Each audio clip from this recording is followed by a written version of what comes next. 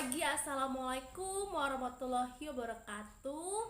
Buat teman-teman semua, semoga di keadaan PPKM saat ini yang diperpanjang, semoga kita semua selalu dalam keadaan sehat walafiat.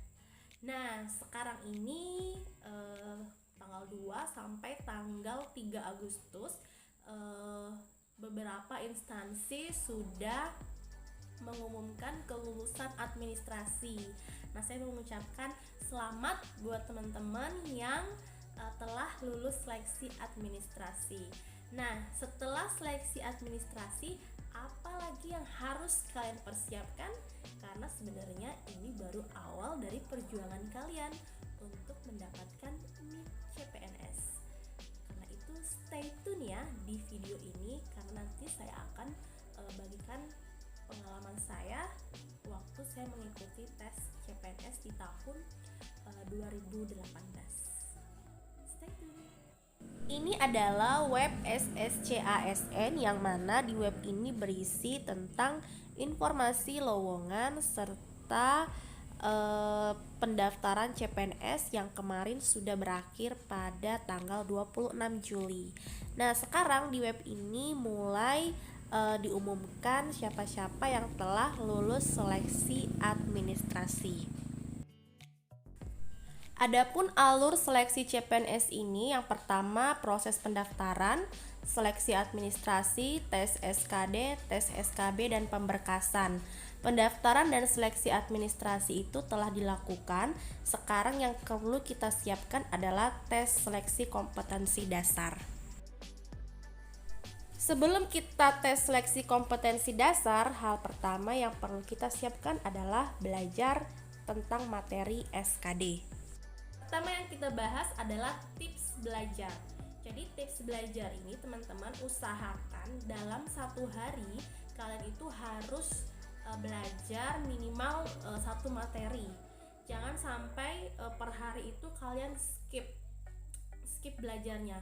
Belajar apa saja, dan kalau menurut saya lebih perbanyak berlatih soal ketimbang kalian menghafal. Kenapa? Karena kalau kalian berlatih mengerjakan soal itu secara tidak langsung kalian tuh sudah terlatih untuk manajemen waktu dalam mengerjakan soal. Nah, sebenarnya boleh sih menghafal, tapi jangan lebih banyak porsi menghafal. Tetapi 20% kalian belajar menghafal, misalnya menulis catatan kecil, membaca literatur dan sebagainya. Tetapi lebih banyak kalian latihan mengerjakan soal. Soal apa saja? Cari di internet contoh-contoh soal baik TWK, TIU, dan TKP.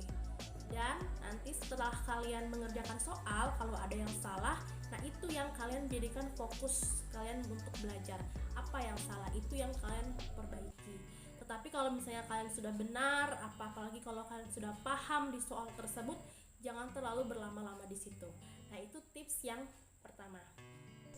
Yang kedua adalah kita buat catatan kecil yang mana berisi tentang intisari dari materi tersebut. Sebagai contoh, kalau kita mau mempelajari Undang-Undang Dasar, contoh bab 1 bentuk dan kedaulatan, pasal 1 ada 3 ayat. Kalau kita mau ngapalin kata per kata pasti terlalu banyak. Jadi kita hanya perlu mengingat intinya saja. Misal pasal 1 ayat 1, Indonesia Negara Kesatuan. Pasal 1 ayat 2, kedaulatan di tangan rakyat. Pasal 1 ayat 3, Indonesia Negara Hukum. Jadi hanya inti-intinya saja yang perlu kita ingat, jangan ngapalin kata per kata. Tips yang ketiga, versi belajar aku, usahakan kalau bisa jangan belajar sendiri. Maksudnya gini, kalau kita belajar sendiri, kalau ada yang kita tidak mengerti, kita bertanyanya kemana? Cari taunya kemana? Tapi kita usahakan belajar sama temen, atau yang paling simple sekarang itu belajar dari YouTube. Kalau saya tuh banyakin belajar dari YouTube, karena selain kita mendengarkan penjelasan dari orang yang lebih paham, kita juga diberikan trik-trik bagaimana cara mengerjakan soal dengan cepat dan dengan metode yang lebih efisien. seperti itu. Jadi kalau saya kemarin itu saya sering lihat di YouTube misalnya mengerjakan tes intelijensi umum tentang deret.